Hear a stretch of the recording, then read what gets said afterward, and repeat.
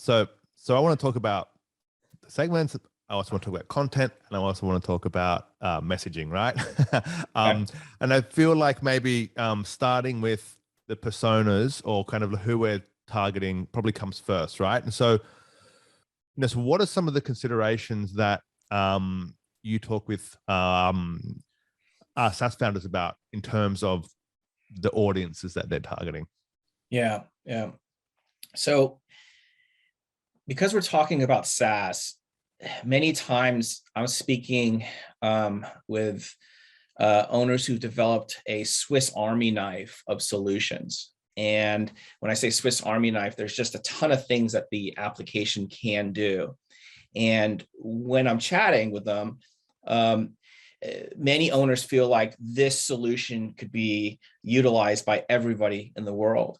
And then you go take a look, one of the things I do is you go take a look at their site and you can listen to how they're explaining it. And that's the way they're articulating their solution, is to everybody in the world. The trouble is that it's very difficult to tell everybody or speak to everybody in the world about one common pain point. And so what you want to do is you want to focus on a very specific pain point, because when you focus on a very specific pain point and the solution to that pain point, it's going to really attract your audience, right? They're gonna be more intrigued into what you have to say. And so, what I would suggest with SaaS founders when they're marketing is to narrow their focus on who they're marketing to. Now, that's a very scary thing. So when you tell somebody to narrow your focus and be hyper targeted on a specific niche, they say, no, I want to sell this to everybody. You could eventually get to everybody, but where good marketing comes in is you define a messaging strategy and present your solution to a specific niche, solving one problem at a time. Don't be the Swiss Army knife.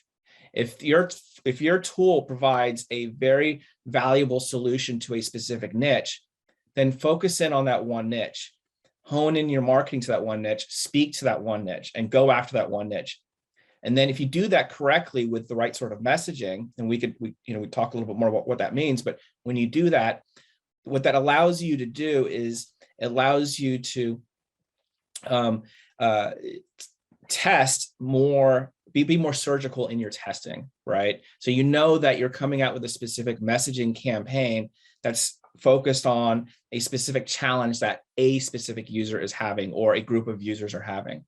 They're going to be more inclined to want to listen to you more when you're more absolute with the solution as being more general. And we see this over and over again. You'll see websites that will say number one solution provider for XYZ, or the number one CRM for the world. It's just too general. No one cares. But if you said to somebody that, we are the, number one CRM solution for restaurant managers, right?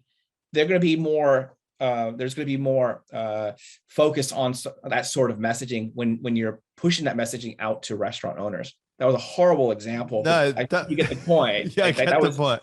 You get the point. The point being, like, right. If you talk to the industry, if you talk to their problem, if you talk to that specific job title or the challenge that they're having, it talks to them, right? And it seems that quite a lot of the demand generation approach is really talking to the people who you're trying to engage as a customer, as a potential customer.